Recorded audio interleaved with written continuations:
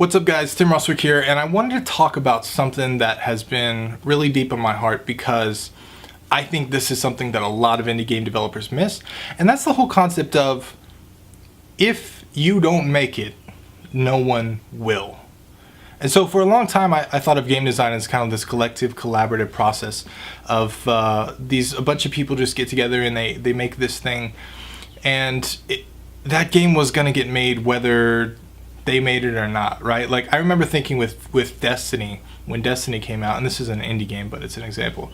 For a long time, I was enamored by the fact that I could make an FPS MMO, and I know that's kind of cliche to make the biggest game possible early on in your game development, but that was always an idea that I loved, and the fact that Destiny came out and kind of made that, that was like validation to me, like, oh yeah, totally, like that game was going to get made regardless, right? Like it was coming.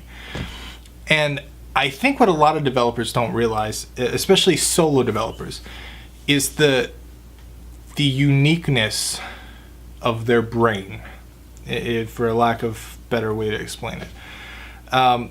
It's, you are the only one on the planet that can put things together in your exact way. For me, this was like, it kind of blew my mind when I thought about it. Like I remember someone once, an old mentor of mine told me that you're unique, 100% absolutely unique, just like everyone else. I'm sure that's a quote from someone. But that was like, whoa, like, yeah, you are just like everyone else, but you're unique just like everyone else. So it's really interesting, the idea that what's going on in your brain is completely different than anyone on the planet. And if you don't make your game, no one will make it. No one will make it exactly like you. No one will put the exact numbers into the jumps and all the variables. No one will make the art quite like you. They'll have the same lines, the same curves. No one ever will do it if you don't do it. That really got me motivated to make a lot of really unique games, like, and especially like, I know I worked a lot in mobile games and stuff, and mobile games are kind of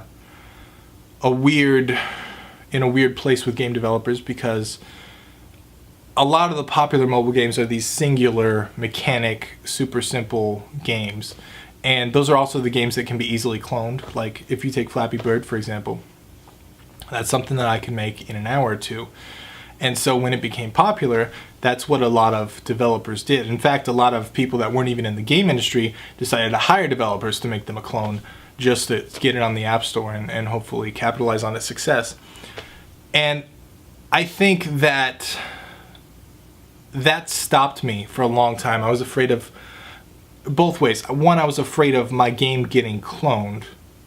But two, I didn't want to be a part of that whole culture, because I just thought that's the wrong way to approach games. But when I started thinking about this, like this whole concept of if I don't make it, no one will, it kind of motivated me to get my stuff out there, because I was like, hey, like this is my contribution to the world, right? Like at my funeral, people will say, hey, this guy made that game. Or maybe they won't. Maybe they'll never forget it and just never mention it again. But I think that for me personally, being driven by the things that I'm driven by, I love the idea that I can put out something that would not exist without my touch on it.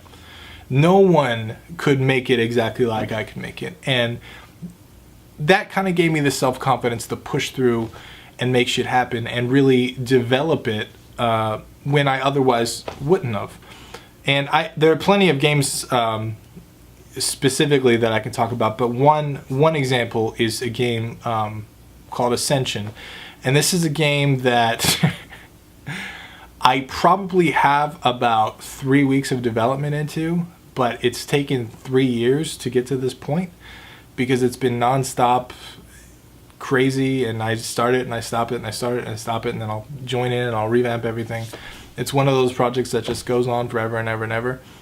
And this game specifically, I wasn't going to release it. At one point I just kind of quit. I just like, no, it's not, it doesn't feel right. It's not good enough.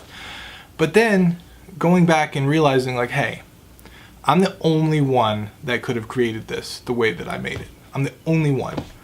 And if people find this fun, then my brain has literally created something out of nothing that other human beings find joy in. And I am the only one capable of doing it in this exact way. That was like think about that, right? Like, that's awesome. That's one of the great things about being a game developer or any kind of artist, right? Like, you are the only one that can create this thing in this way. That is fucking awesome. And that's why I'm excited every day that I'm a game developer, because I can't say that about anything else in my life. But that thing, I know that I'm unique in that way. And that's why I love putting out games. Even when I don't feel like they're good enough, I know that they're a piece of me. And so I put stuff out there because I know I'm the only one that can put it out that way. And if I don't, that game will never get made. It'll not exist in the fabric of time. And so I want to make sure that I put it out there and I get people to play it. So once again, I'm Tim Rustwick. If you have any similar thoughts, if you've ever come to similar realization or anything like that, leave a comment below because I want to hear from you. Until next time, I will see you guys in the next video.